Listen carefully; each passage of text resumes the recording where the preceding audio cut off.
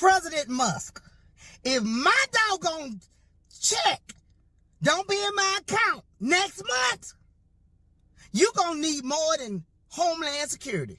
In fact, going on 5 now, you don't need Homeland Security. You gonna need Jesus.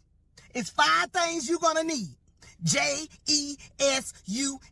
and all the angels. Let my check be a day late or $1 short. I don't want to hear it. You better hire everybody back you fired, get them people back to working to get my check in my account next month. I don't want to hear it. I do not want to hear it. And everybody who's supposed to get a check, they better get it. And it better not be late. Because if you think they scaled the walls of Washington on January 6th, you're going to see me scaling the walls. Right? That letter don't be there in April. Let my check don't be there. I'll be scaling the walls.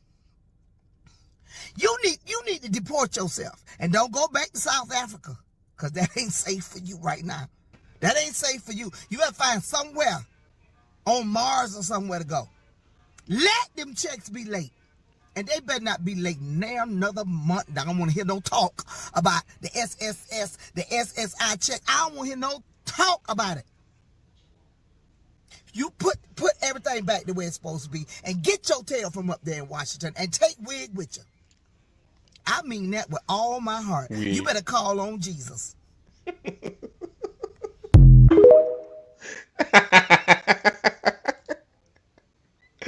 Oh, man.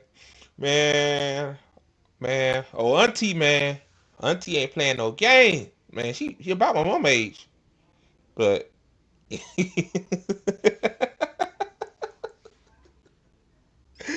oh man, Muskrat, you heard that? You better make sure those Social Security checks come hit that deposit in time, or and auntie, my mama, my other aunties, they get Social Security, they're gonna be another insurrection. Oh man, despite these dark times we in, and everybody either depressed or ass up ass out, as I say. You need to laugh. You need to find some joy. That what Feeney be talking about. That what JB be talking about, especially. Like, gotta find some joy somewhere. I I don't always be in a great mood all the time doing this, but I push these out because they're my therapy. So, but I saw that video on TikTok, man. That's wild. That is wild, man. Grandma don't take no miss. Shit. I mean, auntie don't take no miss, man. Yeah, man. Yeah. She probably don't know this, but Muskrat already been messing with folks shit. I've been hearing like, he cut 6,000-7,000 people from the Social Security, which means if you sign up for it, it will probably even take longer, because my mama even a while back, back in 2017, when she filed for disability because her hip gave out, she needed a hip replacement. Like, it took her about 2 or 3 months to get on disability. And a lot of times you get on disability, you get denied the first time. So you have to pay money, which you don't have. A lot of people that's filing for disability, mostly working class. And working class people usually broke. So you either have to find a lawyer that are willing to work with you. And I guess you pay them back by, you get back money as well. Or you just shit out of luck. So yeah, man, it's wild. And because Muskrat is stepping down as the leader of Doge, don't mean that's the end of that motherfucker. Lord knows what the fuck else he got under his sleeve, man. Like, the only reason why he's stepping down is because the shareholders told him to. Like, what you doing in Doge is hurting our stock portfolios, fool. What the fuck are you doing? That's what they telling Muskrat. Oh man. So, what's up, guys? Welcome to another episode of The Good Faith Show. I'm your host, Andre Morton. And The Good Faith Show is only on the ATP Network. The ATP Network is on YouTube, Rumble, Twitch, and Twitter. And also, too, I have some shameless plugs for you guys. Be sure to follow the ATP Network crew right there on the bottom of your ticker. We're right there putting in the work. And also, too, follow the official ATP Network Twitter account at ATP Network 247. I need to start doing stuff on there. And also too, while you're at it, like the video. It's free. It don't cost you a damn thing, man. It's free. It's free. Hold on. There we go. Yeah, I like that better.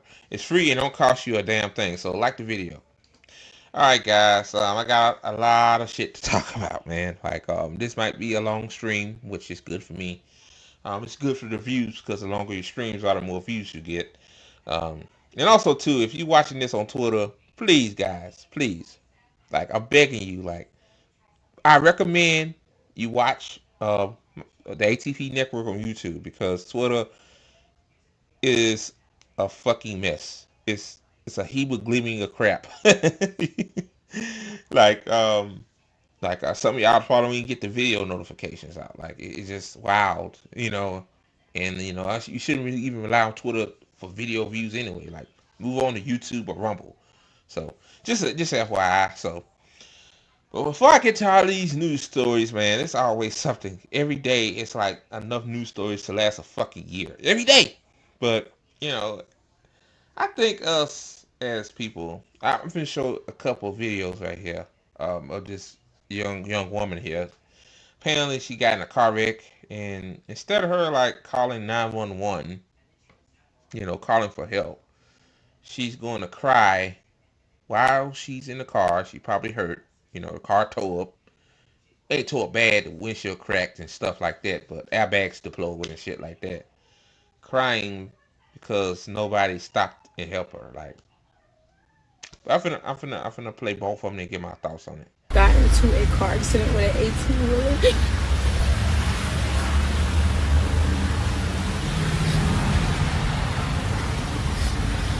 Literally, my car went underneath the 18-wheeler. If you're in Atlanta, you know it's raining so bad. My car just sped out of control. And went underneath the 18-wheeler. And I literally was just praying to God. And I made it with my son. And just like made sure that I relaxed. And then I hit the side of the highway.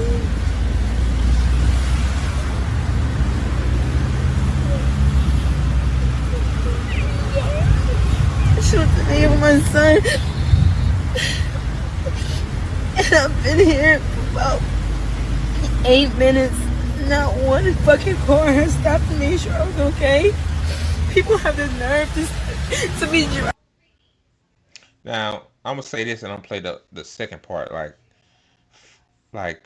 People are heartless motherfuckers these days. Like, hell, people don't even hold doors open for each other anymore. So I'm not surprised that nobody stopped and helped. Like, I live in Monroe, Louisiana, where you know Interstate 20 is. So many accidents happen on there, man. Like I literally have to stop and help people, you know, when they have accidents. Like, you know, just get the door open or some shit like that. Like yeah. But all right, here's part 2. Emergency lane to get around me.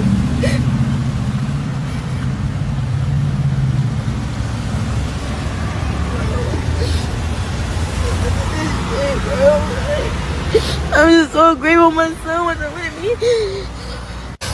Literally, it's always something, bro. There's always something. I don't know, like, if you smell. Like, I gotta pee so fucking bad. Hey, bro, seeing me go straight underneath a fucking 18-wheeler, like, bro, I just immediately start praying. Like, I'm so thankful just off the shit that I can be here for my son. And I just like brace myself for whatever. But it's always fucking something, bro. Like... Okay, so you know, I'm glad the woman is okay, and like she said, I'm glad her son wasn't with her because God forbid, you know, that it's tragic enough she possibly hurt. Not, she wasn't bleeding or nothing in the face, so that's good. But you know, like we know about car accidents, man. One person survives, another person dies. It just depends on the type of impact. But you know, let me get to this point right here. This is the point I'm getting with these two videos. Like, again, it's like, call 911, ma'am.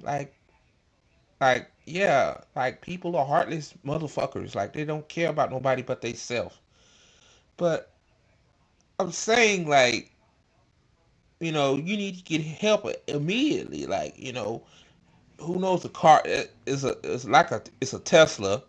Like, Tesla's known for catching on fire. Like, like, fuck fuck the people outside getting you help. If you're able-bodied, if you're not seriously injured, I understand if you're seriously injured, you ain't calling 911. But I'm saying, like, dial 911 and ask for help. Like, the people on the side of the road, yeah, some of them should have stopped. That's like, we lost humanity in a lot of sense with that as well.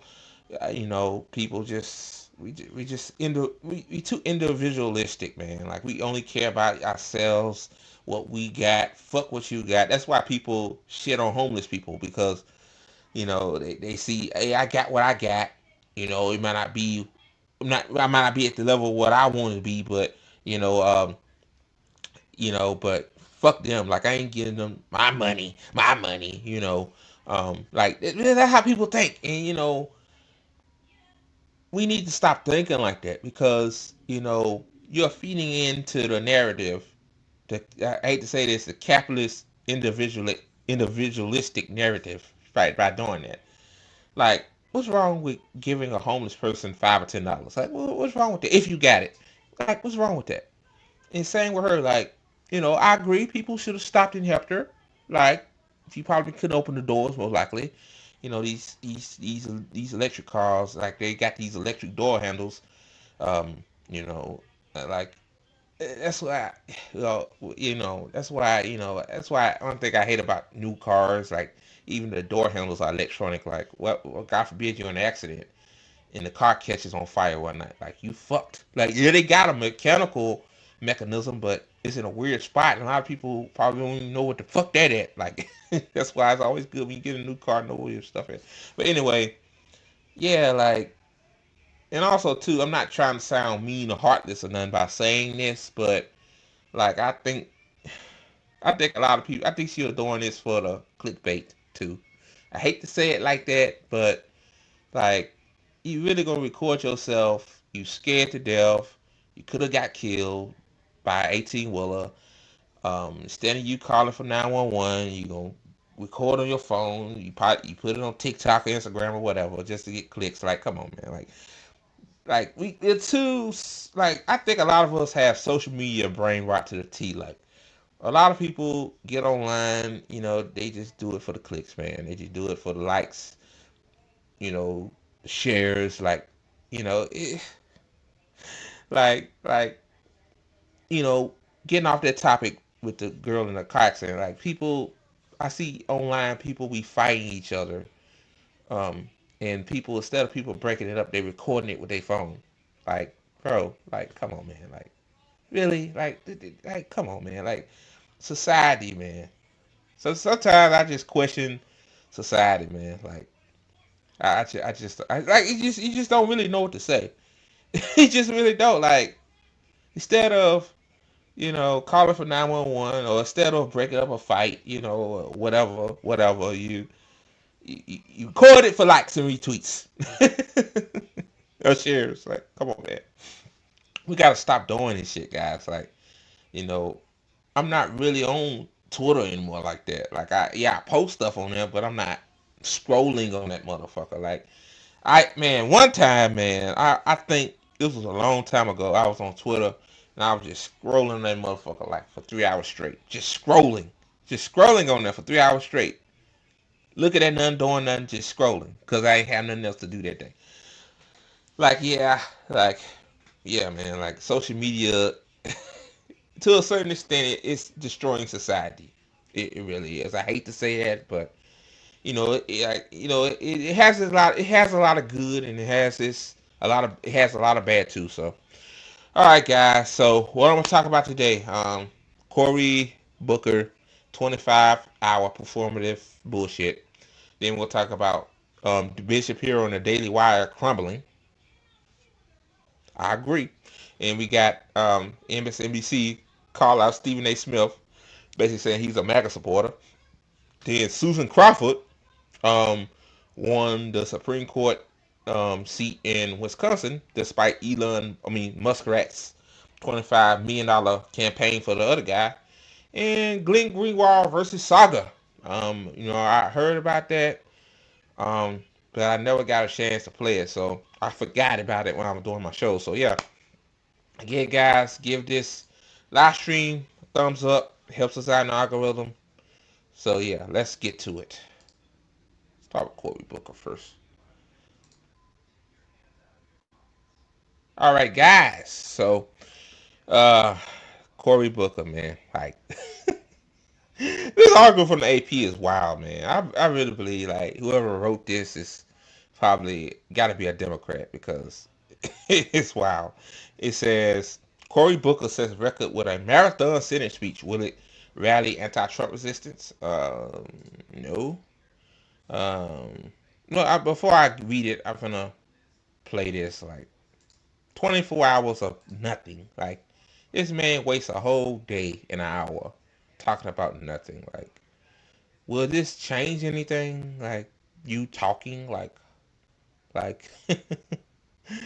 Oh God! But I'm gonna play it. Let me play it.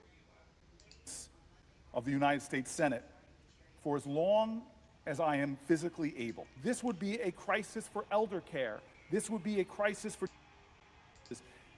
what it is when a nation isn't taking care of its elders. It's a crisis of our national character. Why are so many women dying in childbirth and in the postpartum period in America? Shameful. And now, I just found out that the community violence intervention. I mean, if you cared about women dying because of birth, my thing is I mean, you're a Democrat and you had a Democratic president last year. Like you in the Senate, like you guys should have passed a bill to help that out, like Medicare for all. Oh God! Like, see, just let me continue.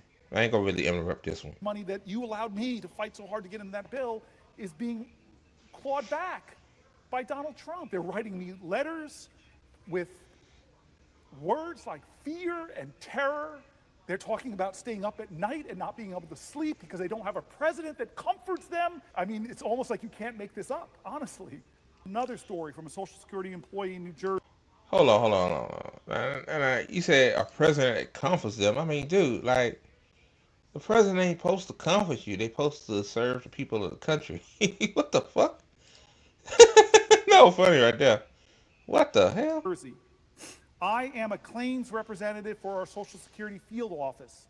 The most dramatic changes I've noticed from our recent change in operations is that our appointment calendar seems to be filling up more quickly for simple post-entitlement changes. We've gone through healthcare cuts. We've gone through Social Security being attacked and undermined and slashed. If you're revoking somebody's visa, make a phone call, tell them that you have 30 days to leave. But there should be due process.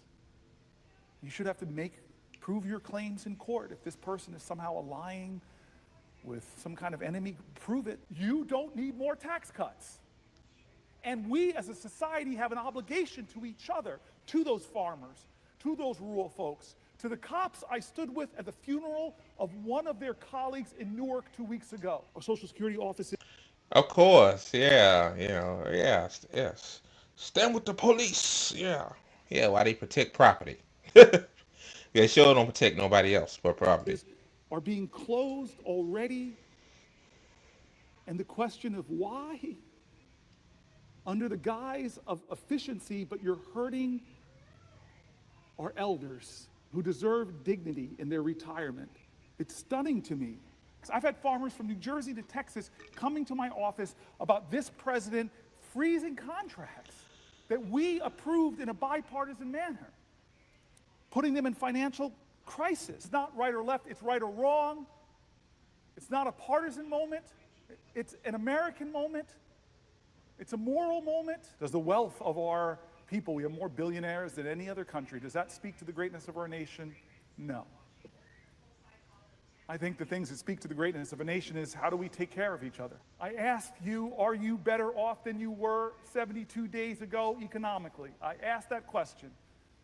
Ask it to your friends. Are they better off economically? Well, I mean, people wasn't better off economically even 72 days ago. What are you talking about? Like, that's why Biden and Kamala lost, because they failed on the economy. Like, people are still struggling.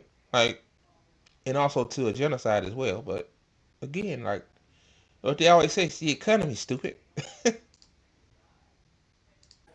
I don't see how they could be because prices are up, stock market's down, the risk of recession is climbing, consumer confidence is in the gutter. I want to stand here today and tell you I'm going to do everything I can. I'm willing to go to some lengths. I am inadequate. You are inadequate. We're senators with all of this power, but in this democracy, the power of the people is greater than the people in power. This is a moral moment that more Americans need to stand up and say enough is enough. Moment where judges rule in his favor and he praises them. They just don't rule for him.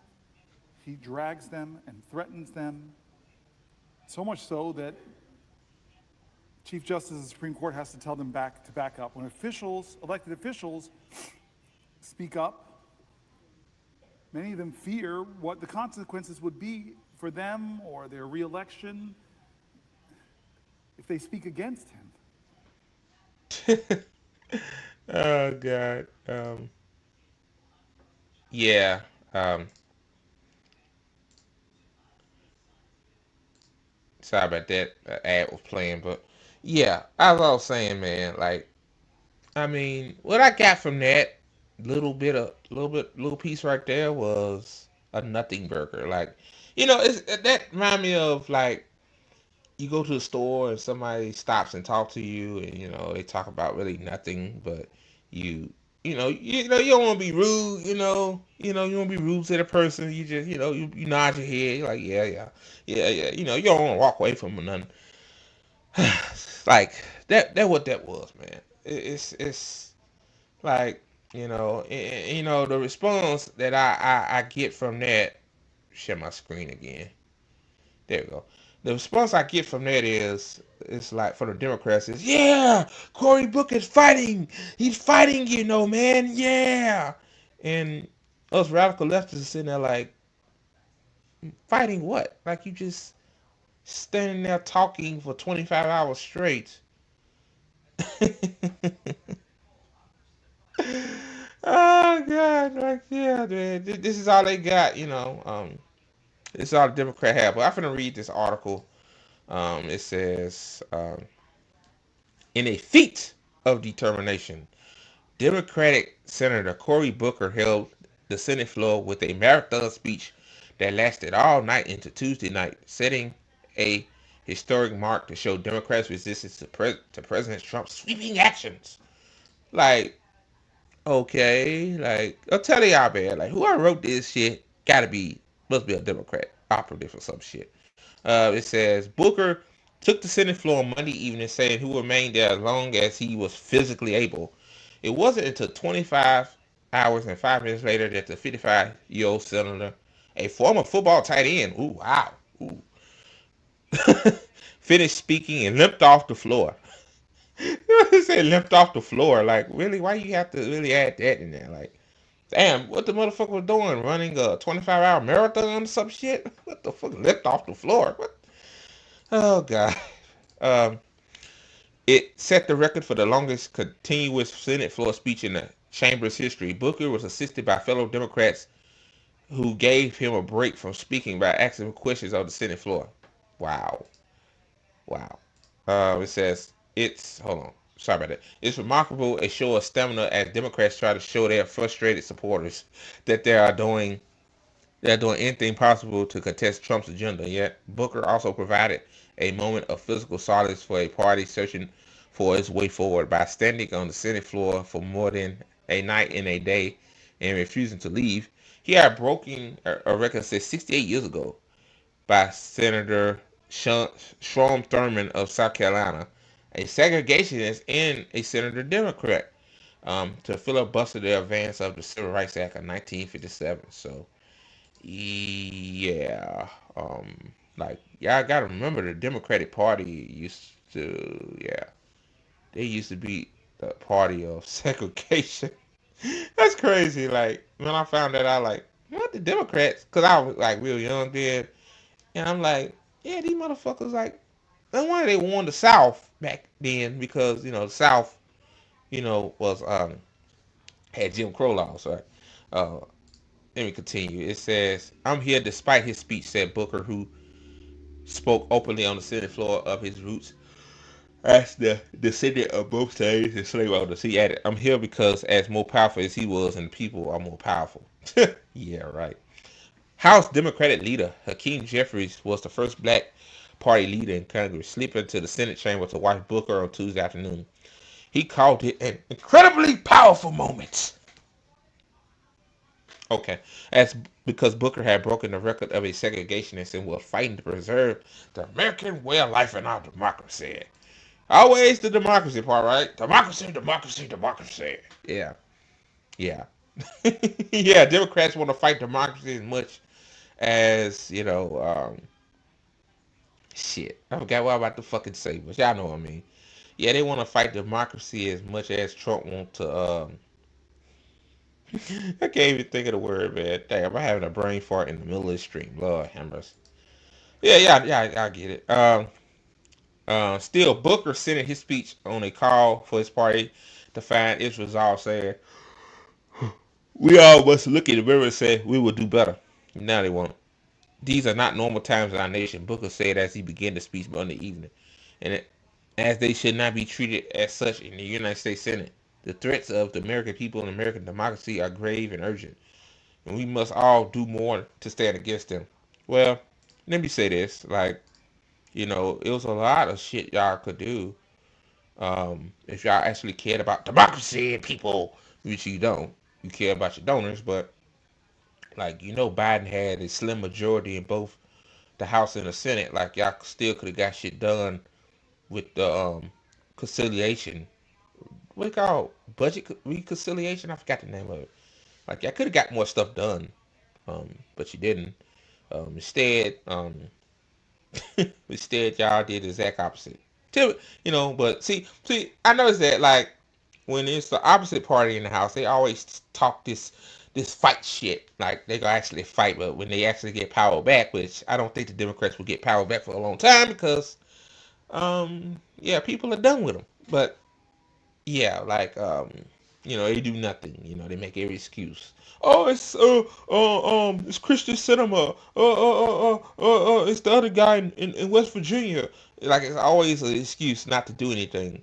That's really, it's half baked to begin with, but they don't even want to give you the half baked shit. They rather give you crumbs.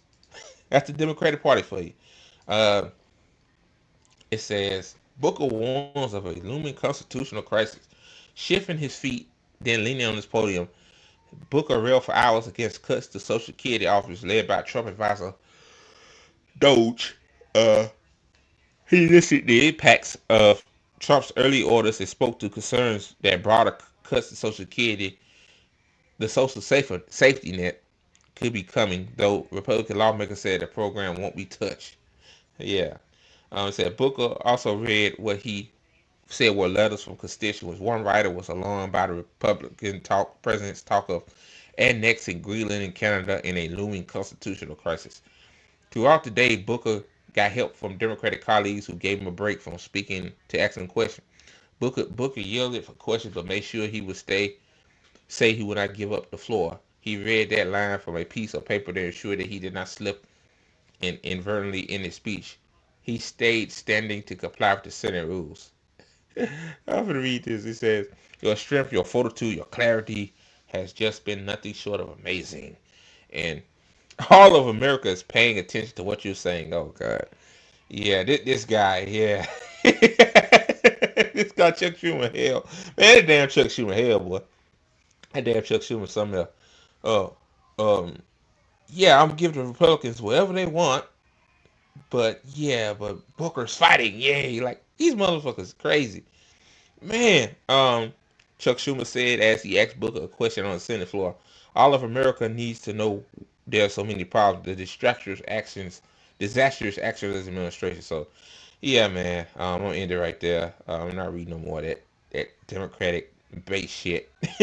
Somebody from the AP must be supposed to be a Democrat and wrote that shit, man. Like, come on, man. Um, I mean, I'm gonna say this, then I'm gonna get to the next one. God, man, like it's disgusting. Like Cory Booker in particular is a Zionist. He helped gave money to Israel. So he's a genocidal maniac like the rest of the motherfuckers in there. All of them need to be criminally charged because they are complicit in the murder of Palestinian women and children. Yeah, so Cory Booker ain't shit. All right, guys, on to the next one. All right, guys, before I get to this next story, which is kind of good, to be honest with you, be sure to like the video. It helps us out in the algorithm and don't cost you a damn thing. So, like the video. All right, guys. So this video is Ben Shapiro's stupidest take I ever heard in my damn life. But stuff like this. Hey, could this right here, maybe people say fuck the Daily Wire? Could be. I don't know. But anyway, I'm gonna play it. Out of all the controversial things Ben Shapiro has ever said, his hot take on retirement. Out of all the controversial things Ben Shapiro has ever said, his hot take on retirement has apparently been the spiciest. He says no one should be retiring at 65. Do you agree? No one in the United States should be retiring at 65 years old. It's totally insane that you believe that you should be able to work from the time that you are essentially 20 to the time that you are 65, which is a 45-year period, pay in. That's crazy. That's crazy. That man. I mean, you work your ass off. We said 20 to 65, 45 years of working, but you pay into Social Security, which it becomes it's entitlement. You're entitled to that money, and when you turn 65, you shouldn't retire. What the fuck?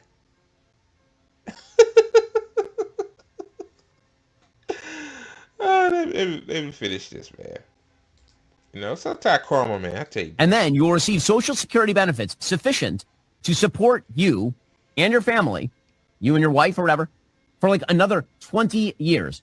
That's crazy talk. Have you met a 65-year-old lately? 65-year-olds are not old in the United States. I fail to see how a country in which our entire leadership class is 80 plus is telling you that we should have a retirement age of 65. It makes no sense at all. So yeah, man, that's that stupid dude, man. So you work 45 years, bust your ass, pay taxes. A lot of times you pay more taxes than the top 1% in a lot of instances, just for this idiot to say that you shouldn't have the retirement age at 65. Yeah, 65-year-olds these days look young. Yes, because of the technology we have, Ben Shapiro. Like, people work all their life, don't have no breaks. Like, what's wrong with them sitting on their ass, for a few hours, then they go up and go fishing and go to the store and, play bingo with their friends and whatever the hell 65-year-olds do, or go to the gym. Some of them go to the gym. Like, what's wrong with that? What's wrong with that? While getting a check every month that they really work for to get. What's wrong? What's wrong with that? I just don't understand. See shit like that, and what's dangerous about shit like this it's just free speech to say that. But the problem is that the reach of that shit is more superior than mine and RBN's and Savvy. Like people obviously hear that shit and believe it. So I just started off with that video, but now this was what I heard a few days ago. I'm going to share my screen. Let me see. Share my screen real quick. So yeah, this is music to my fucking ears, man. This is for James Lee. It says, "Scoop: the implosion of the Daily Wire's accelerate.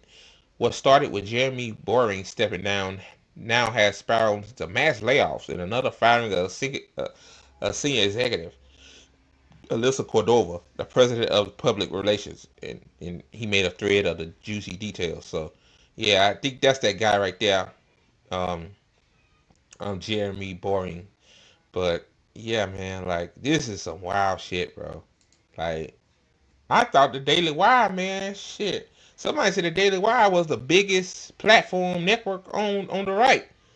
So now you telling me that that was a lie? It's like like people lie. Like ain't no surprise, you know. Ain't no surprise. Like somebody said that, a lot of books and stuff, billionaires, sponsor them to buy them in bulk so that New York Times could label it as a bestseller and shit like that. So, this ain't surprising. But let me continue. It says the Daily Wire just fired Alyssa Cordova, the VP of Public Relations, and according to sources, Alyssa Cordova was Jeremy's minion, one of responsible for crafting the company's aggressive and paranoid media strategy. So this woman right here must be the one to tell people that say must told Ben Shapiro to say, um, people shouldn't retire at the age of 65. Like, I ain't gonna lie, man. I believe the Daily Wire is sponsored by the Heritage Foundation. Like that's so Heritage Foundation rhetoric I just heard from Ben Shapiro though. Like I ain't gonna lie to you. It says Cordova allegedly stalked former employees online, kept folders of clip videos from their enemies, helped wage internal vendettas against the guise of PR. Wow, it sounds like a toxic motherfucker. One source, the disaster of their PR strategy was over last year, was cooked up between Jeremy and Melissa. Wow. Wow. Oh man. Bad. Bad. Stalkers, bad. Never bad. Stalking people is never good. It's never good. Um it says mass layoffs. Now this is crazy right here. I saw this, I'm like, what the fuck? I'm like, the Daily Wire is also shuttering its kids division entirely. Roughly a quarter of the company. Why so damn big though? Quarter of the company, and internally people are furious. One source put it bluntly: if they let Jeremy go a long time ago, many people would have jobs today. Everybody knows it. So wait. So you telling me not only the Daily Wire spewed a propaganda for adults, but they had a cartoon propaganda version for kids? What the fucking fuck? Oh my god. Are you serious, bro? Oh God, like man, just indoctrinate the kids to say that, you know, um, what's stuff the right says, transgender people are bad and, you know, um, other shit, like yeah, let's indoctrinate the kids to be assholes. Yeah, man, this up, man. Uh, then it says with a quarter of the company gone and its core leadership in flames, the big question is what happens to the people still there? Can Matt Walsh and Michael Knowles and the rest stay insulated from the chaos, or is just the beginning for more turmoil to come? So yeah, that was the thread. But I mean, I think Ben Shapiro will be fine, unfortunately, because like um, like again, like I thought the Daily Wire had billionaires backing them up. But somebody said this too. Somebody said that since they got a gold mine Donald Trump in office, BNLs ain't go push a lot of money out for propaganda like they have to because they got what they wanted. But again, it's like shit, man, bankruptcy. Wow. Then they thinking about filing for bankruptcy. That's wild too. So yeah, man, that's wild. All right, guys, on to the next story. All right, guys, before we get to the next video, give the video a thumbs up. It helps us out in the algorithm, so appreciate it. So anyway, Stephen A. Smith. Apparently MSNBC called him a MAGA mouthpiece. Um,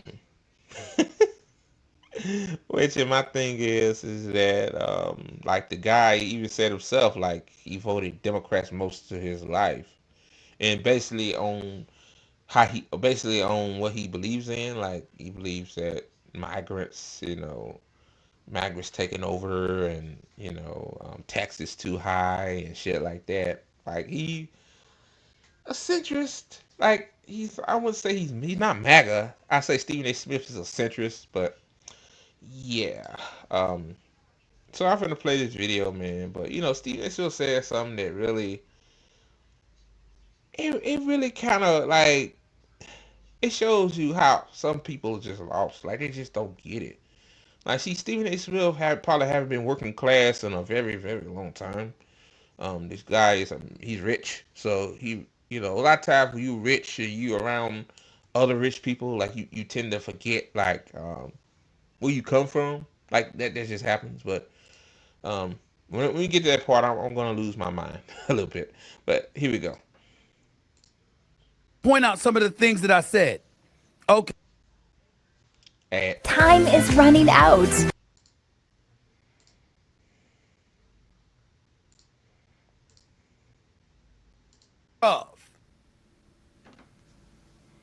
If I see him trying to push a case to the Supreme Court so he should be allowed to deport anybody that he wants to that's here illegally, all you could do it.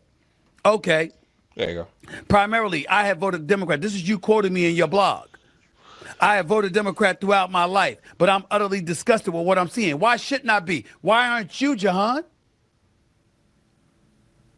Did you see what the Democrats did leading into the election? Did you see how Kamala Harris went on national television and said she doesn't really see anything differently that she would do compared to what Joe Biden was doing? Did you see Obama? I'm just going to break for a second. Yeah, I think that's the biggest mistake that Kamala made. Like, you see that people protesting in the streets because of genocide is happening and Joe Biden is all over it. And you're going to say that you're not going to change anything that Joe Biden has done. Like, oh my God. Like, yeah. That fucked her up. But let me continue. Report more illegal immigrants in this country than even Donald Trump did during his tenure as president. But Joe Biden take office and literally open the borders. Did you see? Did Biden use Title 42, which was a Trump era thing during COVID? So yeah, Biden technically didn't open up the borders. Like, see, I don't, see, Stephen A. Smith both sides of everything. That's what it is. Like, no, he didn't open up the borders, but okay. Crime taking place in the street. Did you see people getting arrested and getting let out? And then one thing that gives me too is like Democrats, like Republicans call Democrats, they want the open borders, but the Democrats are about to give Trump whatever he wanted. Like, they're about to finish up his wall. Remember that bill that didn't get passed because Trump said if they pass that bill, it wouldn't make him look good. I remember that. Like, Democrats don't give a fuck, Stephen A. I don't know why you think Democrats love immigrants. Like, I think the thing is that the cities they're taking these immigrants in are sanctuary cities. I don't really believe that they really want to be bothered, but they just do it. They do it because they think it'll favor them, But all right, back to it. Out of jail the same day. Do you see what's happening in California now, where there's reports that the state of California is running low on money, and literally Medicare is jeopardized because of over $1 billion that was spent on illegal immigrants? Did you see their state legislature pass legislation protecting migrants and illegal immigrants from federal enforcement by the Trump administration? We're paying attention. We're seeing what's going on. Everybody's not going to feel what you feel. The thing is, you ask the question and you listen. But in the end, this side won. When I said that they engaged in lawfare, you're damn right I brought it up. Do you know why I brought it up, Jahan? Mr. Jahan Jones, do you know why I brought it up? I brought it up because I'm ticked off that that's what they thought it would take in order to beat Trump. A, because it didn't work, and B, where's your bullpen? Kamala is what you had. I respect our former vice president of the United States. I wish her luck. I hope she runs for the gubernatorial seat in the state of California. But when she... Oh God, no, Kamala, don't run, don't run. Like, but if she do run, like Butch Ware gonna win. You know, Butch Ware, uh, he running for governor of California as well as Green Party. Yeah, so yeah, like, nah, she's not gonna win. Like, my thing is, if you can't win a delegate in your own home state, you're toast to beginning with. Like, I'm just saying, like, even Stephen A. admits it right here. Like, here we go. I think he's just saying that because he's a she's a black woman. Well, black. She's not Black American, but okay. But and yeah, I get it. She ran for president in 2020. She couldn't even make it to Iowa. And all of a sudden, y'all wanted us to act like she was a rock star because you wanted Biden going so badly after his debilitating performance on the June 27th debate stage. Tim Walz, you picked him when everybody practically in the party thought, or not everybody, but a lot of people thought that Josh Shapiro would have been a prime candidate. They said this guy's a star. I mean, yeah, Tim Walz. I mean, I'm not advocating Democrats here. I'm just speaking what I see. Like, the reason why they picked Tim Walz over Josh Shapiro is because Tim Walz actually got things done for the state of Minnesota. They thought the resume of Tim Walz would carry them to the presidency. Like, they really didn't want Tim Walz to talk or speak or nothing. Like, they didn't put him out there enough. That too. Like, my thing is, at least Tim Walz is more competent than Kamala Harris. He really brainwise. Like, Kamala slept her way through to where she got to. But hey, it is what it is, though. I could tell Tim Walz he actually believes in what he says. But still, I don't like Tim Walz or Josh Shapiro because both of them are Zionists. So yeah.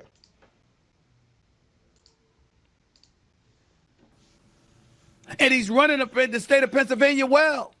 And he isn't married to certain leftist policies, extreme leftist progressive policies. The way... Stephen A. Let me tell you this, man. Democrats are not left. The Democratic Party don't have extreme left progressive policies. What are you talking about, dude? God damn, man. I hate when people talk like that. Like I think they know they bullshitting. Like, they be saying that, like, extreme leftist policies. Like, what are you talking about? Oh God. Build Back Better was an extreme leftist policy. I mean, it really wasn't to begin with, the original version, but they stripped it down because, Christian Cinema, in the gang, the other motherfucker, can't even think of that motherfucker's name for some reason, but him, like, but yeah, ain't no extreme leftist policies, man. I don't know what in the hell Stephen A. Smith talking about. Shit, hell, if it was extreme, hell, I wouldn't say nothing bad about the Democratic Party.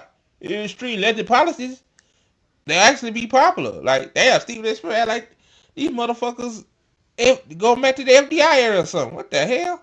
All right, guys. Tim Walz would have been. He would have been a better candidate for Kamala Harris to ultimately win this race. These are the kind of things that were being said. These are the kind of things that was going on. And what I'm saying is, pick the best candidate. Pick the best chance for you to win. How do you believe that Tim Walz is going to give you a better chance to win than Josh Shapiro? Why wasn't Wes Moore, the governor of Maryland, a more prolific voice? I don't think none of them would have made a difference, dude. Like, Kamala Harris was toast from the start. Like she said, like you said, she wouldn't separate from Biden. Like, I don't, even if they pushed Tim Walz out there more, it still would have made a difference. I think people just sick of the bullshit. And a few people, when I vote for Trump, I don't think people just voted for Trump. Just the people that were gonna vote for Trump voted for Trump. That's what happened. Like, the turnout was lower this year than in 2020. So yeah. Out there on the scene, I'd vote for him in a heartbeat. But us pointing out these things that are wrong with the Democratic Party makes me bad. Makes me a megaphone for the MAGA left or the MAGA right. MAGA left. I happen to believe certain things I don't have a problem with. I don't have a problem with trying to address inflation. I don't have a problem with saying we can't have over 12 million illegal immigrants crossing the borders and we do nothing about that. I don't have a problem with people saying folks who commit crimes but need to have their behinds in jail. I don't have a problem with that. I don't have a problem with sitting there. Why he sound like Cenk Uygur saying that the left wants all the criminals out of prison? It's like, no, we're not saying that. We're saying that a lot of people are just getting prosecuted and they haven't committed a crime. What? He sounds just like Cenk Uygur. The fuck? Like, okay. And discussing or at least debating the viability of eradicating all student loans. I had to pay mine. Most American citizens had to pay theirs. So yeah, that's the problem I have. That right there. First of all, Stephen A., when you paid yours off, I'm pretty sure that the cost to go to college probably wasn't nearly as expensive as it is now. Okay, and then on top of that, you work for ESPN and you had other jobs as well that probably push you to pay off your student loan debt.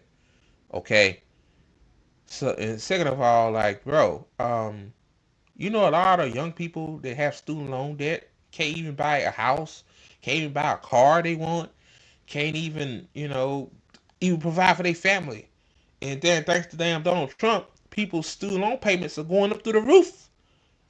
People paying 3 times as much as they were supposed to pay. So, yeah, like, bro, like, this like 1990, whatever the fuck you graduated, bro. Like, for sure, your student loan debt was a fraction of what it is now. Like, see, that's what I'm saying about people like Stephen A. Smith and all these motherfuckers. It's just so out of touch, man. They just don't get it. Like, Stephen A. Smith, like, see, that's what I'm saying about these people. Like Stephen A. Smith don't talk to the general public about politics. He's not a politician. I get that. He's a sports commentator that just, I guess, talks about politics as a hobby, I guess. But I'm just saying, it's like, I mean, like, bro, like, like, bro, like times have changed. Like, Joe Biden, dumbass, could have got rid of all of student loan debt with a stroke of a fucking pen. Using the Lyndon B. Johnson era bill of Higher Education Act, the Higher Education Act. Like, he could have got rid of all student loan debt. Could have did it, but he chose not to. Chose to circumvent it. Chose to half-ass it. That's what he did. So some people did get their student loans eradicated. Some, and the rest of them still have to make payments now. So yeah, man, miss me with that bullshit, dude. Like, I just, it's come to a point in time where, like, these motherfuckers need to get called out, Ah, God. So out of touch. I'll play a little bit of the rest of it, and I'm going to move on. Because hearing this dude talk, I swear, it can be annoying after a while. If we want to have a debate about where the money should be spent and stuff like that, I get that. There's certain things that shouldn't be debatable. You shouldn't be allowed to roam free in this country illegally. You shouldn't be allowed to commit crimes in the street and avoid arrest. But Stephen A., most of these people have green cards, bro.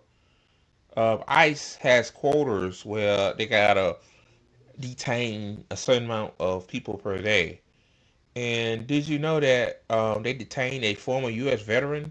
And then today I found out that they made an error and detained somebody else that was a legal citizen in the United States, a naturally born citizen. Oh God, I think up in Maryland. So yeah, man, like, these people are not roaming around. Like, they have, some of them have fucking, like I hate to say it, like, the papers. Like, what are you talking about? And don't you know that most of these immigrants is the reason why your shape up head ass eat? Like, reason why one of your nicely built homes is built. Immigrants did that. You know that, right? Like, I'm pretty sure, no, since you don't want the immigrants in the country, how about you take your nappy-headed ass and build your own house, pick your own food out of those gardens, process your own meat, you know? Like, I'm just so sick and tired of this anti-immigrant shit, man. Like, this shit pisses me the fuck off, man. I'm sorry. I'm tired of people like this guy and other black people, too. They just don't like immigrants for a reason. Like, they think that they taking all of their benefits against this guy that I used to like. I still listen to him a little bit, but I really don't care for him anymore. Like he said one time on Patreon episode that you know they taking the food stamps and all that stuff. Like dude, like don't blame the immigrants for taking the food stamp. Blame your government that's refusing to give you help. Like you pay your tax dollars, like they should provide for the immigrants and us. I just don't understand. Like black people really gets on my motherfucking nerves with that bullshit. I just want to punch a wall, man. I just want to punch a wall. A little bit more of this bullshit, man. Like this guy full of it. Um, You shouldn't be allowed out of jail the same day you were put in jail for engaging in illegal activity. Period. There are certain things that are just basic and are just general. You don't have to go into the weeds. I know the MAGA right ain't right all the damn time. I don't trust what comes out of Donald Trump's mouth. If you're looking to sell your car, Carvana will give you a real offer in I hate ads, man. I hate ads. They're involved in terms of national security information, in terms of attacking the Houthis with Mr. Hegseth himself, who to me falls under a DEI category, by the way. And we want to talk about this man being fired. Were y'all talking about people being fired when Biden pulled troops out of Afghanistan? When at least 13 lives were lost? When billions in equipment were left in Afghanistan? The sloppy manner in which we parted ways? Were you talking about the same thing then? Because this... I can't believe I have to do this, but as much as I hate Joe Biden, I really don't like the guy at all. He's a racist. That's why we call him Jim Crow Joe.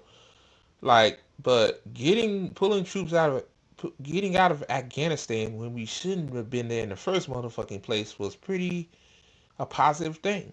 I mean, like, yeah, you can criticize the way they got out. Basically, a militarized organization took over that area, but I mean. Like, why we was in Afghanistan to begin with, Stephen A? Like, why you got me saying something positive about Joe Biden? Oh my God, man. Oh boy, I'm pretty sure a lot of the radical leftists watching this gonna say, "Oh, Andres, no, I still don't like Joe Biden." But really, and Pete Hegseth, like the guy don't know what the fuck wow, Stephen A. You know this is the same guy that said unalive all Muslims, right? Like, yeah, like of course. Of course. This ain't worse than that. It could have been, but is it? What was it? People are allowed to have their opinions.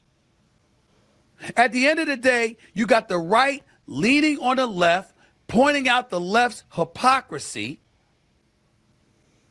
and double talking more effectively than the left is able to do to the right.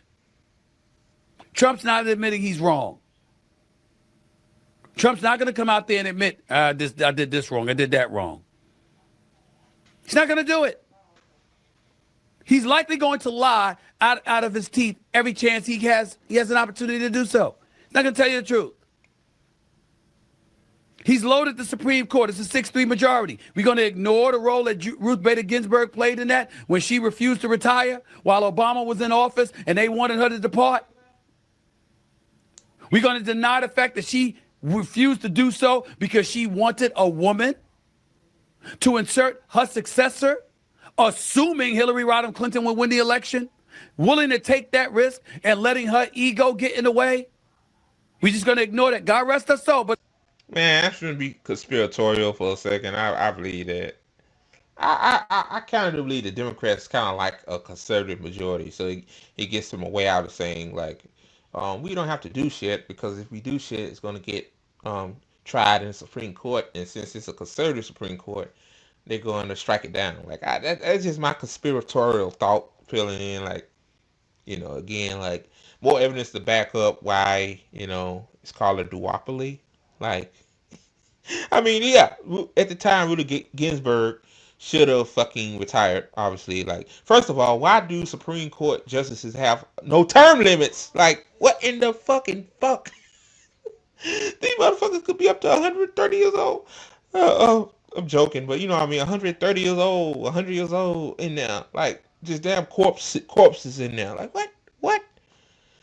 Like, if there are term limits for the president, the Senate, the Congress, like, it should be term limits for that too. Like, okay. Like, this country, man, I just don't know. But it's the truth. We're going to ignore that. We're going to ignore all the stuff that we've learned since the election about how they knew how debilitated Joe Biden was. We're just going to continue to ignore these things, huh? I mean, anybody that paid attention close to the Biden presidency knew that the man didn't have it anymore. Like, even back before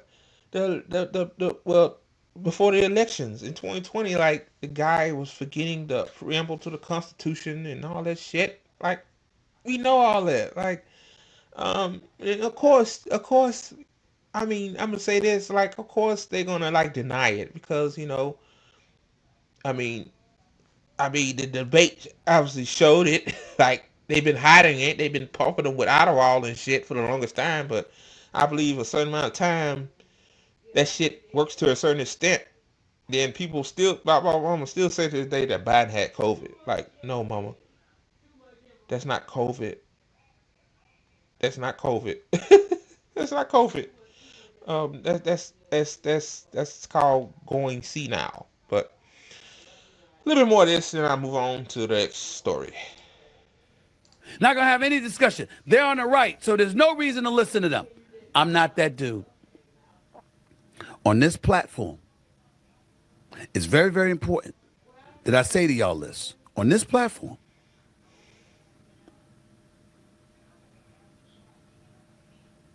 it's very, very important we understand this. I'm going to talk to everybody that I can. I have a statement, and by the way, I gotta end it there, man. Like, he's going on, keep flapping at the mouth, but yeah, same here. Like, I'm willing to talk to anybody, on the right, libertarian. Like, I don't really care. I mean, leading liberals, like, I don't care as long as they're respectful. Like, as long as they're not a Zionist or a racist. Like, I ain't talking to them. The fuck? But yeah, man, like, the main gist of this segment was Stephen A. Smith just, I don't know where these people really don't understand, like, the eradication of student loan debt. Like, it doesn't come out of our tax dollars. It's just wiped clean. Okay? It's like the tax dollars, like when, okay, like when for example, Biden should have, like, did the student loan debt with a pen. Like, that doesn't need our tax dollars to do that. You know that, right? So, telling people, like, because even back 30, 40 years ago when Stephen A. Smith was in school, he was able to pay his off. I know a lot of people that paid off their student loan debt. They told me how much it was. It wasn't as much as it is now. So, yeah, like, bro, like people need to be educated, man. Like, see, Stephen A. Smith was one of the type of people where kind of think he know everything. He's on top of the world. ESPN gave him another contract. Like, bro, like for popular as you is, man, I'm gonna say this, like, your YouTube channel should be better than that. Like, come on, man. Like That's crazy. Like these the same people that talk shit about us, saying we like what we doing on YouTube is crap, but they're on YouTube. So hypocritical and full of shit. All right, guys, on to the next story. All right, guys, before I get to this next segment, be sure to like the video. It's free and it don't cost you a damn thing. So like the video. Do it now. I'm watching you. You know. I'm so stupid, man. But anyway, um, like this is from the New York Times, and I'm shocked the New York Times letting me access this without going through a paywall, which I hate. Like you got ads already on your website, and you still asking people to pay. Like I don't want to pay for propaganda from the New York Times. But anyway, it says liberal wins Wisconsin court race despite Musk millions. It says Susan Crawford defeated Brad Schimmel for a state Supreme Court seat in a race that shattered spending records and maintained a liberal majority on the court. This is her. It says a liberal candidate for a pivotal seat on the Wisconsin Supreme Court overcame $25 million in spending from Elon Musk and defeated her conservative opponent on Tuesday. The Associated Press reported. In a contest that became counter of a referendum on Mr. Musk and his slashing of the federal government. With turnout extraordinarily high for a spring election in an off year, Judge Susan Crawford handily beat Judge Brad Schimmel, who ran on his loyalty to President Trump and was aided by Mr. Musk, the president's billionaire policy aide. Instead of putting policy aide, just say de facto president. Like I'm just saying, like, because that's like you spend $250 million. Yeah, you're the president, bro. I'm just have to say it like that. All right, let me get back to it. It says Mr. Musk not only poured money into the race, but also campaigned personally in the state, even donning a cheesehead. I seen that. Like a fucking fool. But his starring role seemed to inflame Democratic anger against him even more than it helped George Schimmel. The barrage of spending in the race may nearly double the previous record for a single judicial election, with about 95% of the vote counted on Tuesday evening. Judge Crawford held a lead of roughly 9 points. Today, Wisconsinites fended off an unprecedented attack on our democracy. Oh, God. Come that democracy shit again. Our fair elections and our Supreme Court, she said in a victory speech on Tuesday night. Wisconsin stood up and said loudly that justice does not have a price. Our courts are not for sale. According to Citizens United, everything is for sale in the government. I want to ask how much money you got for a couple of liberal billionaires, Miss Susan Crawford. Like, just asking, For Democrats, the result is a jolt of momentum. They have not been engaged in a coast-to-coast rhetorical rendering of government since Mr. Trump returned to the White House in January and embarked with Mr. Musk on an effort to drastically shrink federal agencies, set aside international alliances, and alter the government's relationship with the nation's universities, minority groups, immigrants, and corporate world.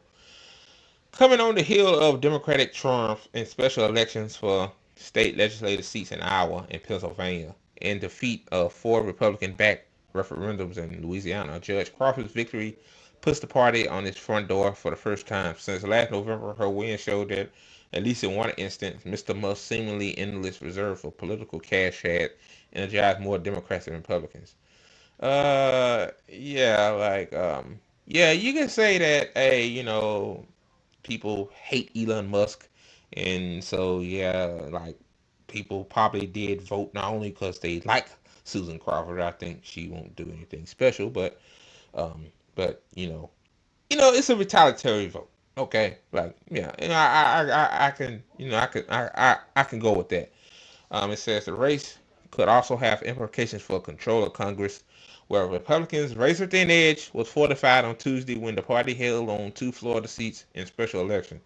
Democrats have quietly argued for months that a Crawford victory would pave the way for a liberal tilting Wisconsin Supreme Court to order new congressional maps, which would help Democrats defeat one or two of the state's Republican Congress members. Um, yeah, of course, right. It says Judge Crawford of Dane County herself participated in a meeting with liberal donors. Okay. Yeah. In January, that has pitched a chance to put the two House seats in play. Prospect echoed last week by Representative Hakeem Jeffries of New York, the chamber's Democratic leader, and Republicans led by Mr. Musk sought to make that possibility the central focus of their campaign to defeat her. So yeah. Um, so yeah, man. So yeah, man. It was a retaliatory vote. I agree with that. You know, um, yeah, I agree with that pretty very much.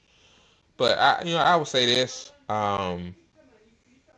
Like, will this change anything? It's significant for the Democrats because, like, it just gives the Democrats an edge to, like, I guess the halt Trump's agenda, which was still ever like the courts, like Trump and Elon been circumventing the courts ever since he got there. Like the judges have been telling them like, hey, you can't fire these people, you can't do that, you can't slash this, you can't slash that, and they just doing it anyway. Like it's like Mama says, it's a free for all out here. Like so, yeah, the liberals, they doing cartwheels and twerking all over the place, throwing drinks. That's my boy Dreamers Pro say. Shout out Dreamers Pro, but but yeah, man, like will this make a difference? No. I mean, it just gets the Democrats under brag about. Oh, we coming, we coming, but shit. And the same Democrats that were happy that not Hakeem Jeffries, Cory Booker, um, wasted 25 hours of his life talking about nothing, which he really don't care. He just performative shit because their voters are angry. Like Democratic voters are not happy with Democrats. Like yeah, we know the Republican voters are angry, but Democratic voters ain't happy either. So I guess they could come back and say, see, Cory Booker is fighting for us. See, and so yeah, you know, yeah, retaliatory vote. I think, to be honest with you, like if Elon wasn't, fucking up shit, I believe, pretty sure that Susan Crawford will not won that Supreme Court seat. So, all right, guys, on to the next story. All right, guys, this might be the final story. I don't know. I want to try to extend this out a little bit longer, but anyway, like the video, it helps us out in the algorithm, and it won't cost you a thing. So, yeah.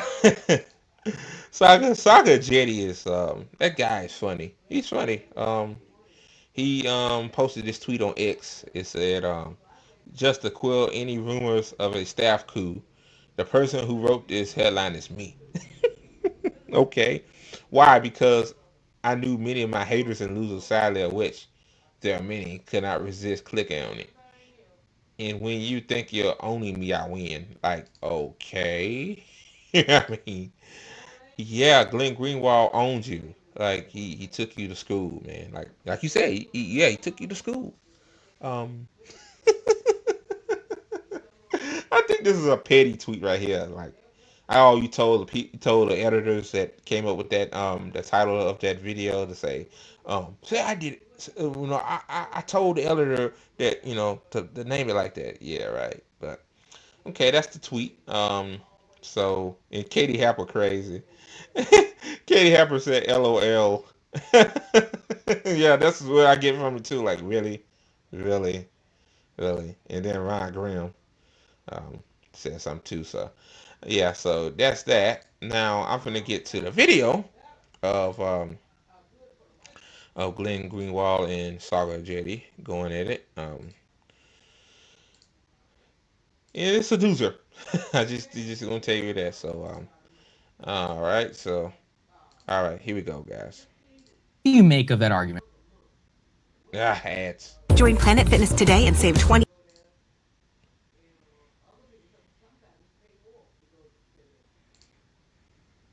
Hold on. Ads. God, these ass are unbearable.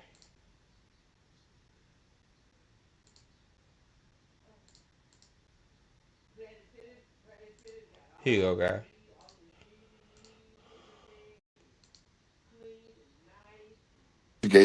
On intelligence reports and a lot of work by ICE officers. Glenn, what do you make of that argument? First of all, it's kind of weird because the older you get, the more you realize that history really does just repeat itself, and not by century, but even by decade. We're back in 2002, where we're hearing all of the arguments from the Bush and Cheney administration that they have the right to do anything they want to people they and they alone have decided are terrorists. And that includes putting people into prison indefinitely with no due process, torturing them, kidnapping them, rendering them, whatever else they wanted to do.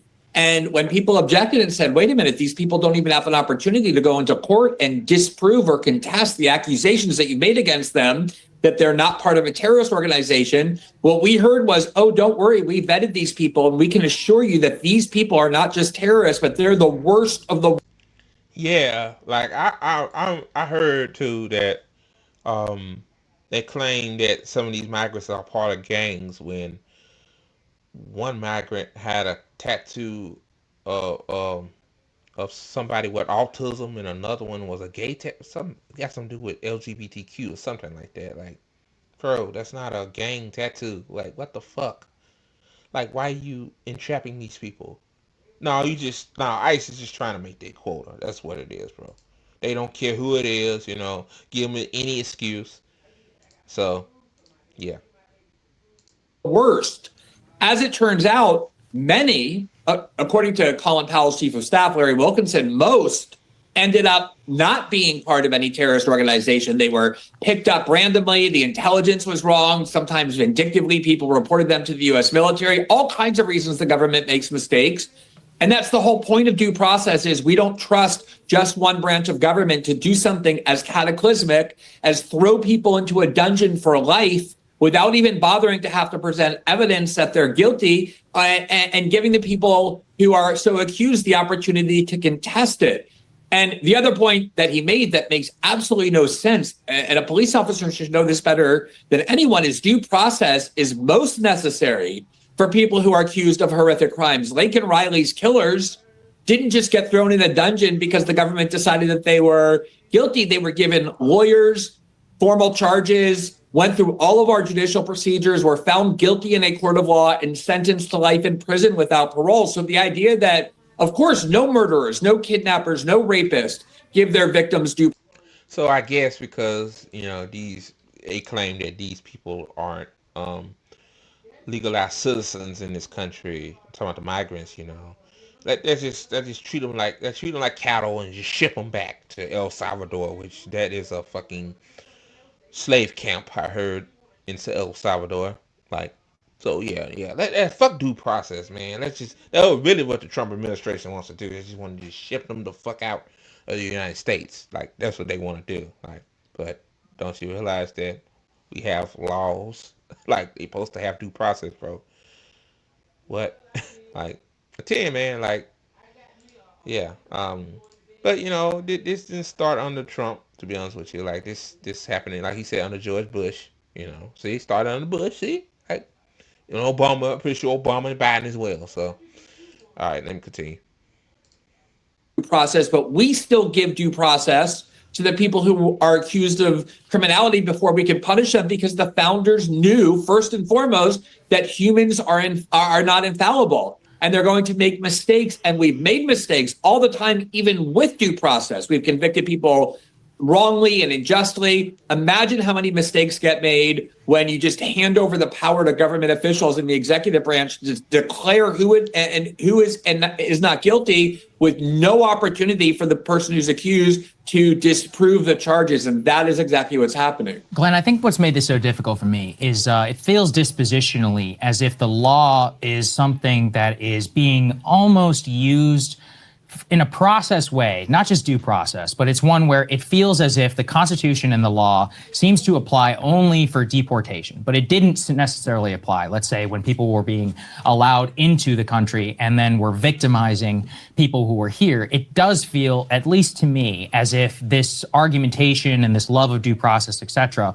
only comes into play whenever it's the, supposedly sympathetic group here, let's say, of migrants, when we don't necessarily hear the same for, let's say, people who are coming here illegally, committing crimes. Then it's like, oh, well, of course, this is something that is naturally to happen. They have a lower, let's say, crime. Like, Saagar, I'm finna school you too. Like, do you know that immigrants that come here commit the least amount of crime than naturally born U.S. citizens? Like, okay, like, what are you talking about? Like, the Trump administration literally saying, like, fuck due process. Like, our excuse is they gangs, they this, they that. Like, dude, like, come on, man. Like, really? Like, Glen finna cook them. Like, here we go. Crime rate than the natural born population, the implication that you shouldn't even worry about. So for people like me who have really complicated feelings about this stuff, how should we feel watching this and trying to balance those two issues of wanting, let's say, mass deportation, the selective application, let's say, of concern? What would you say to those critics?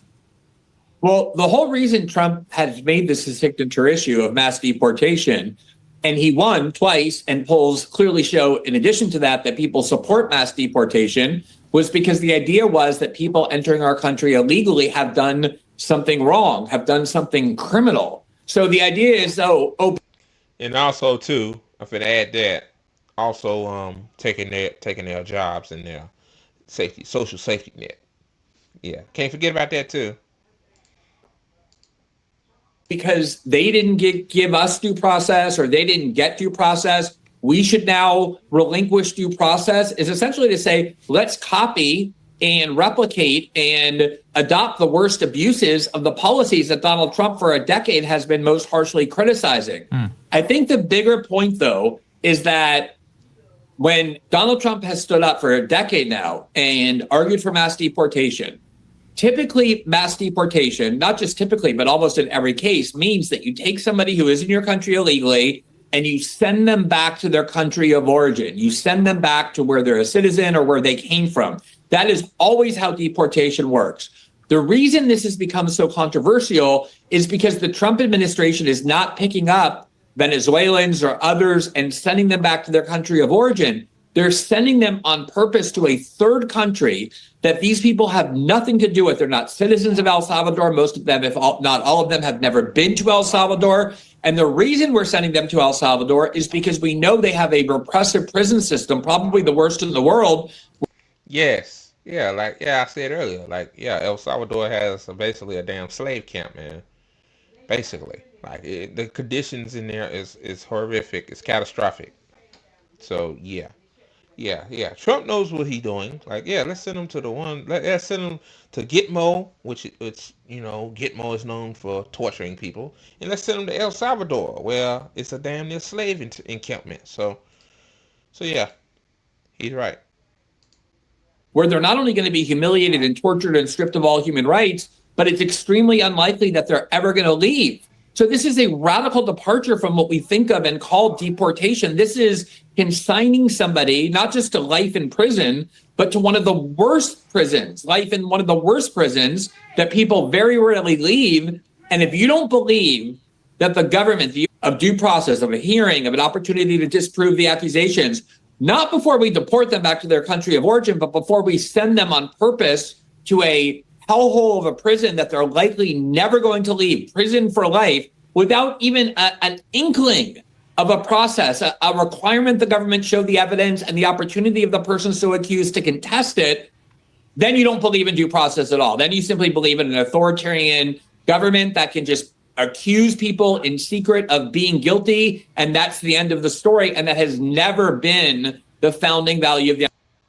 Yeah, to be honest with you, you can say that with not only with migrants, with black people as well.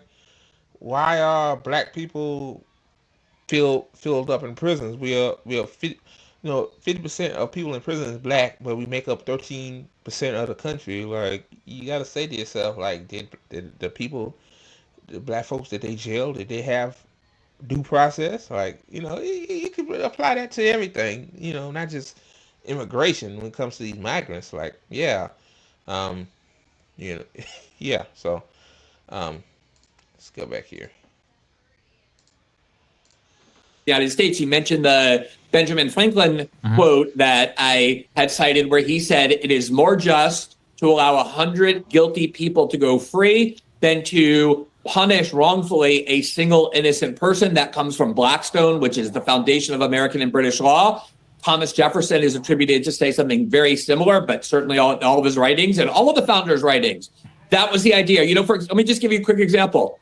We impose limits on police officers that make it more difficult for them to catch violent criminals. They're not, for example, allowed to just burst into houses where they suspect that somebody guilty might be there. They first have to go to a court, get a warrant, and we require that even knowing that sometimes it's going to mean that violent criminals get away because also they need to abolish no-knock warrants because that what happened to Breonna Taylor. So, yeah, no-knock warrants is ridiculous, but let me continue. We're putting barriers in front of the police, but we're a country of liberty. We've decided we would rather have those liberties, even if there's a cost to it.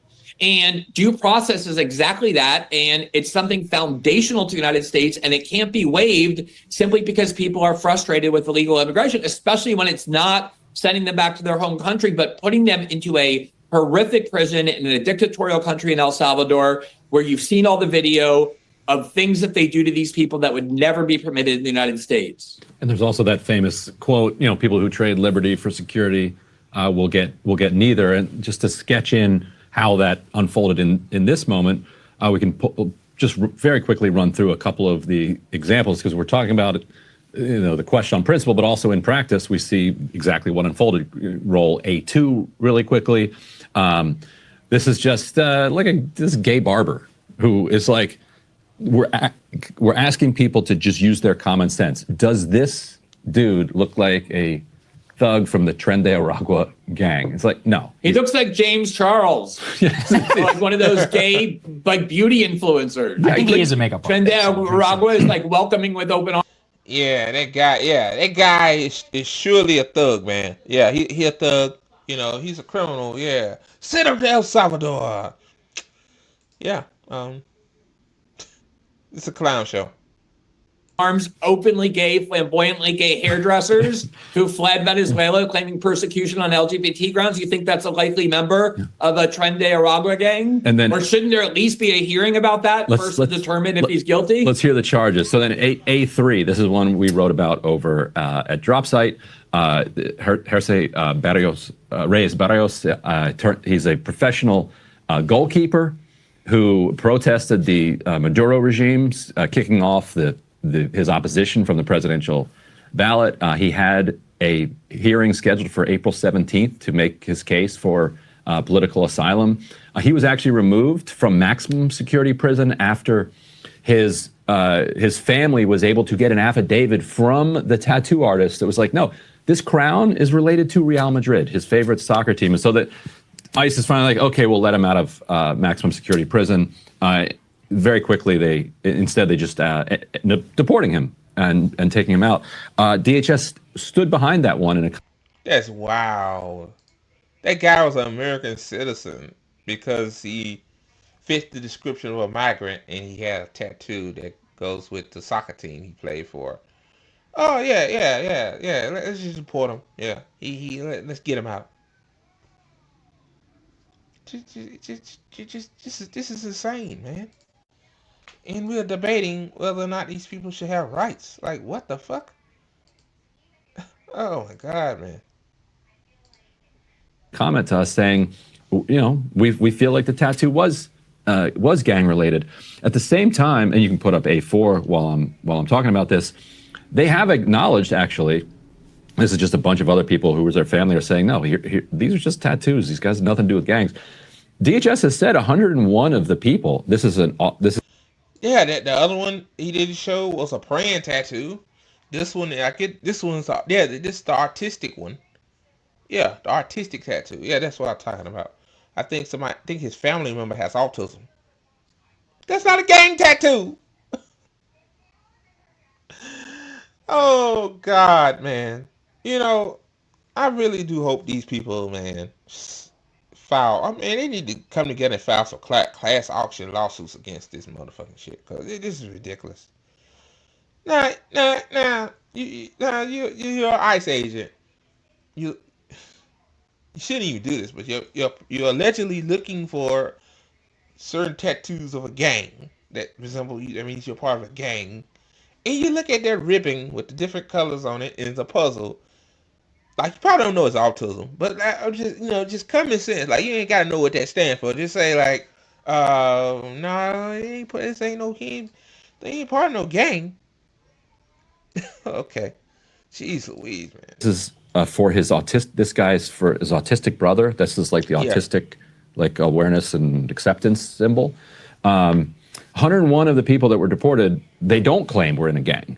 Yet every time we come with evidence that this guy is not in a gang, DHS responds, they're actually in a gang. Now, I don't really have a question because I agree with you on this one. I'll just be a potted plant for the rest of this conversation. Just wanted to add that. No, I think this is all details. fair. And this is what I think makes the difficulty. Again, I'll just explain. For me, I feel as if that the law was not applied for several years. Millions of people illegally entered our country. And, often the discussion for those years, if we brought up someone like Laken Riley or the victim of crime in that respect, it was, oh, well, that is simply the consequence of, Ryan, let's say in your case, of our meddling in Venezuela, almost as if we deserve it, right, for that to happen. Or lawlessness of not, taking the names of many of these people, or not pursuing deportation or detainers, or the willful either expulsion from, let's say, from prison without bail. And it seems that as if here we can highlight these examples, of course, of which it is clear that there were like terrible mistakes. And I don't even disagree with you, Glenn, on a human level. And I think I am coming around to your point of view. It just does feel in terms of, let's say, the sympathy and who we decide to look at these things has eroded much of the discourse around this. And so both at an emotional level and also with Ryan's what Ryan is saying, because I'm sure there are a lot of people who listen to this who probably initially had my response as well. What do you think that they need to hear both about not only equal application of the law, but why it is so important what you're saying? So I do absolutely agree that we have democratically ratified a program of mass deportation. There's all polls showing across political lines that people believe that the massive inflow of people into our country who aren't documented, who have no right to be here, who cross the border illegally, is a huge problem and needs to be rectified. And again, I think Trump has won a Democratic mandate to mass deport. But you gotta ask yourself though, like, people think that, but the problem is that you got to ask yourself, why are many of these people coming to our border? People don't understand that the United States has destabilized Central America for a while now, like infiltrated their government to steal their resources, just destroy these people's lives. So these people are desperate and they're willing to take that long journey to the southern border. And yes, some of them cross illegally, which I really don't give a fuck. My stance has always been like this. I think you should have open borders, period. Like, we shouldn't, we should have open borders, period. Like, I just don't understand that. But I'm just saying, it's like, people don't understand. People have been propagandized to believe that these people coming over here, they criminals, they thugs, they taking our jobs, all anything negative. People take that shit and run with it. I hear that from all sides. The people I've been around with, hang with, they say the same thing too. So, yeah, once people understand that, like, oh, that makes sense. Yeah. So, yeah. For people who are in the United States illegally and to close the border. I don't have any doubts about that, whether I agree with that policy or not. That is the Democratic decision.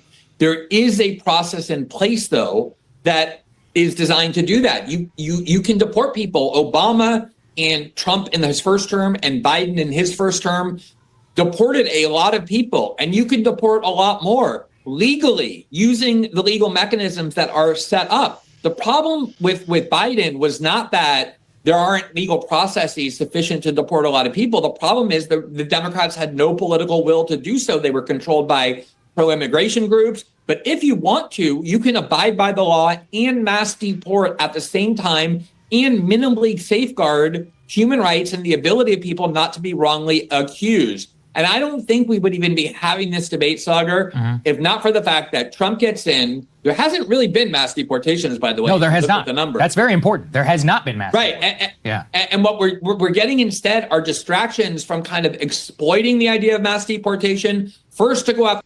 Yeah, because judges basically told him that you can't do that. People who are in the country legally, green card holders and visas, who are being expelled for the crime of criticizing and protesting against Israel, which I know you do not support. And so part of that is an exploitation for a completely different issue. But the other part is deportations are not about sending people to prison for life. We've never regarded life in prison as an appropriate punishment for people who enter our country, especially in a country that's not theirs. That is only appropriate prison for people who are proven to have committed violent crimes. And there's a lot of doubt about whether the people sent to El Salvador were in fact guilty. And even if there wasn't doubt, even if they all seemed kind of guilty based on this very tenuous art of interpreting people's tattoos, which, by the way, liberals did with Pete Hegseth in a way that turned out to be completely misguided. Yeah. There was a New Yorker fact checker, Talia Levine, who accused an ICE agent of having a Nazi tattoo. She had to quit because she misinterpreted the tattoo. These are very, very thin reeds on which to proclaim somebody guilty. If it had just been the kind of deportation that Trump was promising, I don't think there'd be a controversy. The problem is that these are not deportations in the traditional sense of the word. And we should have learned from the war on terror that if the government says, trust us, everyone we're punishing is guilty, you don't need a hearing, you don't need to see the evidence, we know for sure people are going to be wrongfully accused. And there's a big difference between just sending them back to their home country, although that can be pretty devastating for people here a long time or married to an American citizen, as Mahmoud Khalid is. But it's still way worse to send them to a dungeon in El Salvador with no due process. Glenn, what is the legal process that the government has to follow? All right, so I'm gonna end it right there. Glen, he laid it to Saagar, because Saagar, like he sound like he's conflicted. Like, it's simple as this. Like, what Trump is doing is illegal. Like, if you want to deport some people, some people like do it the legal way. But Trump, Trump think he's God King, so he think he can do whatever he want. And the reason why it's not mass deportations is because judges are basically saying, no, you can't, you can't, that's a little out of bounds what you're doing. So, all right, guys, all right, guys, before I get to this story, be sure to like the video. It's free and it don't cost you nothing. So, like the video, and the network greatly appreciate it. So, all right, guys. So, this is from Mundo Weiss. This is news. It says, it's not time to be afraid anymore. Columbia students fight back against deportation threats. So yeah, man. Yeah, man. Shout out to these kids that's still protesting at these universities because, Trump says that, if they don't control, people protesting against a genocide, basically, if they don't get stopped, they're going to pull funding. And the Trump administration already has pulled funding for a few universities already. So, yeah. It says, make it a little bit bigger. No, okay, it's fine. Hundreds of Columbia students gathered frantically on Tuesday, March 25th, in a cathedral near the campus for an emergency union meeting, debating how to respond against what they describe as the university administration's concession to fascism. Yeah, of course, Columbia, Columbia is vested in Israel, so, and then on top of that, Trump threatened to pull their funding, so, of course they're gonna bend their head, like, of course, right, of course. It says an uproar ignited on March 9th when Immigration and Custom Enforcement agents, ICE, detained Mahmoud Khalil, Mahmoud, I'm sorry about that, Mahmoud Khalil, a Palestinian graduate and student activist, Mahmoud Khalil, at his home. Oh, wow, they wrote that wrong.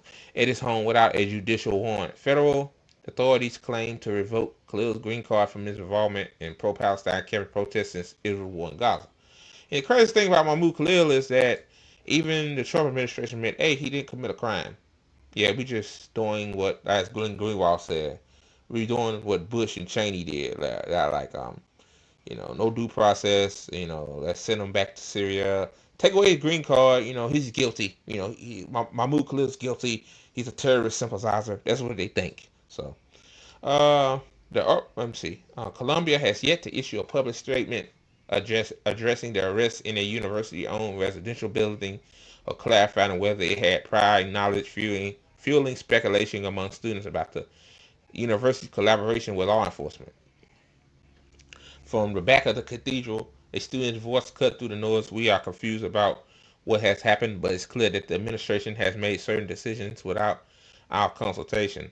Returning from spring break, the students described the campus as unrecognizable. We need to know we will still have the same academic freedom we had 2 weeks ago. The space swelled with a mix of fear, anger, and grief, not just for Khalil, now held in a Louisiana detention center. Wow, he's still there? Wow. And they lied and said that he was going to be in Elizabeth, New Jersey detention center. Yeah, the only reason why they did that because they're trying to make a statement. Like, yeah, let's move him way far away from his wife that's pregnant. Yeah, these some evil motherfuckers in this country, man. Evil motherfuckers. But as his lawyers race against time to prevent his deportation before his wife gives birth next month, but for orders caught in the widening crackdown. Since February, ICE and NYPD officers have ramped up their presence on campus, aggressively targeting students with visas or green cards over their pro-Palestine activism. Wow. Wow. Free speech, right? Indian PhD student Ranjani, I can't say his last name, was forced to flee the country on March 11th. Also, Young Soo Chung, a South Korean undergraduate, sued the Trump administration this week for its attempts to deport her. Wow. Telling you guys, it's absolutely devastating to realize that this institution that you once thought was so hollow is now the perpetrator of violence against their own students who are coming to this country and this school for better opportunities. Ali Wong, a PhD student, said in an interview, Wong is a member of the Columbia Student Workers Union, one of the largest student worker union in the country with over 3,000 members. Khalil was a member before graduating in December. The union's International Students Working Group advocates for international students' rights, addressing issues such as housing, communication, travel, student status, and visas. Following Khalil's detention, the group saw a surge in engagement with U.S. citizens joining in support and international students reaching out over safety concerns. As an American, I feel an obligation to serve as either a literal or figurative shield for my international brothers and sisters, one said. They come for the American dream, but are instead becoming casualties in a political war that they have nothing to do with. It says Union is also pushing for Columbia to commit being a sanctuary campus as part of its contract negotiations. However, on the eve of the bargaining for the next contract, the university expelled UAW Local 2017 President Grant Miller for his participation in the occupation of Hamilton Hall last spring. The following day, Columbia canceled the bargaining session amid backlash. So yeah, man, they come out the union members, union leaders, like yeah, man, they don't want to get that funding cut. Yeah, it says minors 22 students suspended, expelled, or stripped of their degrees on March 13th for their involvement. Oh, that's right there. Sorry about that, guys. Damn, I got lost. Colombia's crackdown on pro-Palestine activism comes after the Trump administration announces a $400 million cut in federal funding to universities that, according to the administration, have failed to address anti-Semitism on campus. Again. Protesting saying free Palestine from the river to the sea is not anti-Semitic. Like, what in the... Like, no matter how much you tell these idiots, like, they still believe it. You protesting... They think, oh, you protesting for Hamas. So, I mean, you're a Hamas sympathizer. No, these kids are not protesting, not pro-Hamas. They're pro-anti-genocide. Jesus. In response, the university had introduced new policies that align with the administration's demands in their apparent effort to retain funding. It's all it's about, it's all about the money. Yeah. On March 21st, Columbia implemented several Trump directives, including a ban on masks. Wow. Yeah. If not only, you mask to protect your face, to cover your face. Yeah, if you are immune compromised, because it's like a Beverly of diseases out there, of viruses out there. So yeah, more people will get sick, of course. It says the hiring of 36 special officers. Wow, retired police officers, basically, with a authority to remove students from campus or arrest them, placing the Middle Eastern, South Asian, and African Studies Department in the Center of Palestine Studies under the oversight of an administrator who would have direct control over curriculum decisions and non-tenure factory hirings. So yeah, it says on March 24th, a day before the students will meet to discuss how to fight back against concessions to fascism, a few dozen faculty members had a Virgil for Democracy outside Columbia's gates, condemning the university's compliance with the Trump administration demands. Faculty carried signs reading "Hands off our teaching" and they defend freedom of speech. Many student activists were frustrated that the demonstration sidestepped the issue of Palestine. I think viewing this through a lens of democracy or free speech is the easy route, said Palestinian American graduate student who asked to remain anonymous. It's what you say when you don't have the word, when you don't say the word Palestine. It's the route you take to protect yourself and your career out of fear, but it's not the time to be afraid anymore. So yeah, like, if you quiet about it, you basically good. But when you stand up for something, unfortunately, even if it's something positive like this, they pin you as the enemy. They arrest you, they beat your head. Like, yeah, those special officers, I'm pretty sure they're trigger happy. I'm pretty sure. So yeah, that person telling the truth. It says some students and faculty have framed the situation as fascism newly arriving at Columbia, but the student argued that the current crackdown was manufactured by both the Biden administration and Columbia administration, who demonizing the student movement paved the way for Trump policies. So even these people realizing, like, yeah, both of these administrations doing the same thing. It's just Trump more blunt with it. See, Biden is he ain't gonna say it bluntly like, hey, I'm gonna cut your funding. Like, he'll just hire more cops to beat the hell out of these kids just protesting free Palestine. But Trump will say, I will not only give you more cops, I will cut your funding. So you better check. You better stop that shit. Let me see. Since the detention of her friend Khalil, students described experiencing heightened stress and anxiety, constantly fearing surveillance or questioning both on campus and at home. Even routine activities like studying in the library trigger paranoia, making daily tasks feel overwhelming. I'm going to read this, then I'm done. It says, when the genocide escalated in October 2023, I felt a paralysis I have never experienced before. I never experienced it. A year and a half later, I still be consumed by the same thoughts, she said. So yeah, man. Shout out to these kids, man. Like, they're not going to let Trump and his cronies, in Columbia and there, because they scared of losing that money,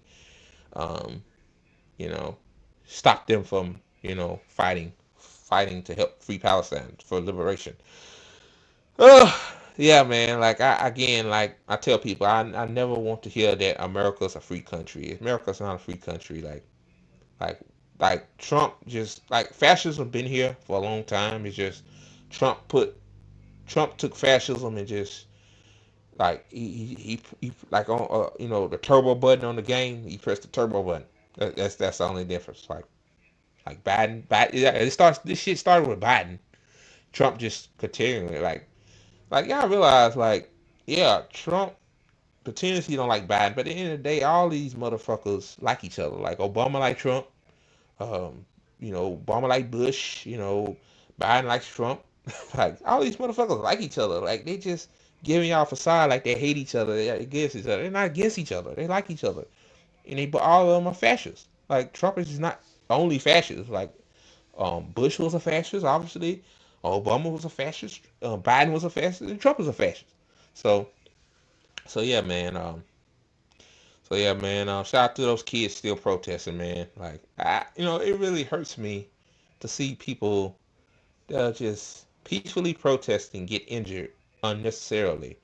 Not only just by cops, but also by fucking Zionists. Like, that's crazy. They let these Zionists, attack these peaceful protesters as well. Like, yeah, they arrest some of them. They probably got off because the IDF trains with the cops. So if you're on the side of Israel, most likely probably got off. There's all kinds of dirty shit out there, and who knows that these motherfuckers are infiltrated by the police, like to crack down, to crack heads open too as well, along with the cops. Like we don't know. This shit will come out eventually, man. Whatever is in the dark will be brought into the light. That's a saying. That's true. So, all right, guys, that's the show. I hope you guys enjoyed it. I enjoy making these episodes, man. This is my therapy, and I said on Twitter earlier, man. These motherfuckers, man. Like I said, I'm bust their head to the white meat show, man. I'm crazy. Like, man, I'm just tired of the bullshit, man. Just tired of it, man. Like these clowns, man. These trolls are deeply unserious. Like that. I don't even engage with the trolls. They're trolling me. Like I'm just defending a friend. So yeah, man. Again, on the bottom of the screen, follow the official ATP Network Twitter account. Our handle is right there at ATP Network 247, and also too follow the crew. Those are our handles right there. Yeah, man, we're putting in the work. And this weekend expect another episode of the A&M podcast, man. Like Michael. I give Michael his flowers earlier. Like that man, he puts in the work. Like he does, what the show needs. Like we need more voices, man. Like, look, I like talking, but I need somebody else to talk. You know what I mean? This is not the Andre Morton show. You know what I mean? Or the Andre Morton network. Like it's everybody. It's part of the network come together and do things. So, and and also too, like the video. While you leaving? Before you leave, like that damn video, y'all. It's free. It don't cost you a damn thing. So, all right, guys, that wraps up today's episode of the Good Faith Show. I'm Andre Morton signing out. Have a good one. Oh yeah, I almost forgot. I never forget. Fuck Benjamin Netanyahu. All right, guys.